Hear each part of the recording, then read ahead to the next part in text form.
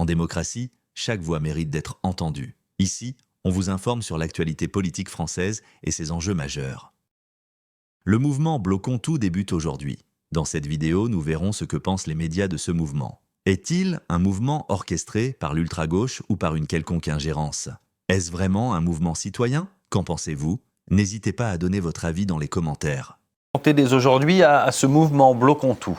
Le Parisien aujourd'hui en France toujours fait état du grand flou, de la grande incertitude autour de cette mobilisation qui fait des émules grâce aux propositions budgétaires impopulaires du gouvernement Bayrou, début d'une lame de fond ou chimère. La Croix, le journal catholique, s'interroge sur ce mouvement hétéroclite aux multiples inconnus, apparu en mai dernier sur des groupes en ligne nébuleux et qui a reçu depuis l'assentiment de certains syndicats et d'une partie de la classe politique, notamment à la gauche de la gauche.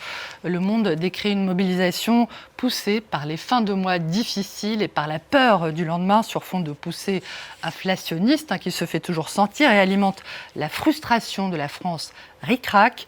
Dans une tribune publiée par le journal, l'historien Gérard Noiriel soutient que le but de ce mouvement, très loin des grandes manifestations, grandes mobilisations syndicales du siècle passé, n'est plus de renverser le capitalisme, mais de le rendre moins cruel pour les plus démunis.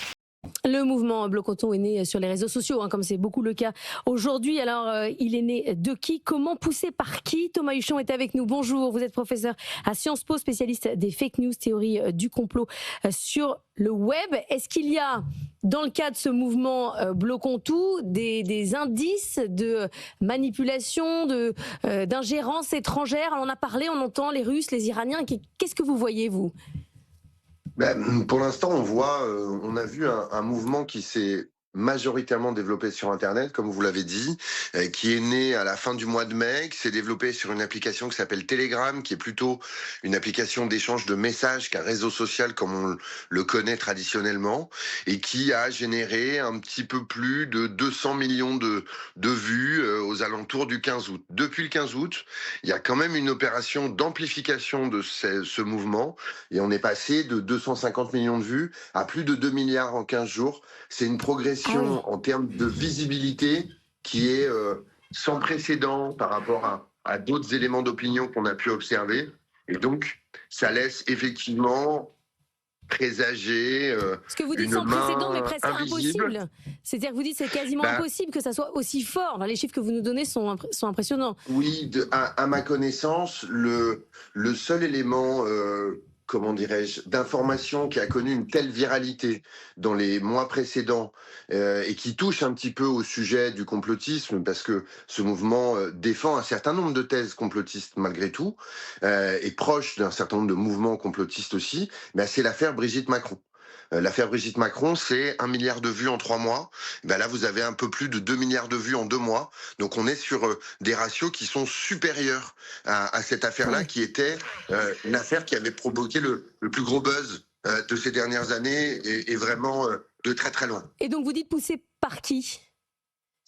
C'est toujours difficile d'identifier tout ça. Je pense que les services de renseignement comme Viginum seront plus à même de nous montrer tout ça. Moi, ce que je peux vous dire, c'est que sur les 5 comptes sur Twitter qui publient le plus d'informations sur cette affaire, ils publient plus de 800 messages par compte au cours des 2 derniers mois, et que ça sent quand même à minima une opération augmentée artificielle. Passation de pouvoir à midi et donc en plein mouvement Bloquons tout. Oui, alors son étendue reste encore assez incertaine, mais des blocages sur tout type d'infrastructures et sur des sites symboles sont attendus. Une grève de la carte bancaire dès aujourd'hui et pour un mois est même annoncé sur les réseaux sociaux un boycott qui vise à paralyser le pays pour les politiques d'austérité budgétaire. Régine Chalralèche. L'objectif est clair, s'attaquer aux banques pour faire trembler le système. Selon le mouvement Bloquons tout, si 10 millions de Français boycottent leur carte bancaire pendant un mois, alors cela représenterait 15 milliards d'euros détournés du système, dont 6 milliards de commissions évaporées, des chiffres que l'économiste Philippe Crevel conteste. Le manque à gagner pour les grands réseaux de cartes de paiement, ce serait moins d'une centaine de millions d'euros de chiffre d'affaires en moins. Et donc, les premières victimes, le cas échéant, ce ne seraient pas les banques, mais ce seraient ces réseaux, Visa, Mastermind en particulier, qui pourraient être pénalisés par le fait qu'ils percevraient moins de commissions. Mais globalement, il est peu probable que le mouvement prenne de l'ampleur selon Philippe Crevel. Ce serait donc une remise en cause d'habitudes que nous avons prises, surtout depuis le Covid. Et donc je pense que c'est pas probable que les Français en masse renoncent à ces habitudes, à ces comportements, parce que c'est pratique.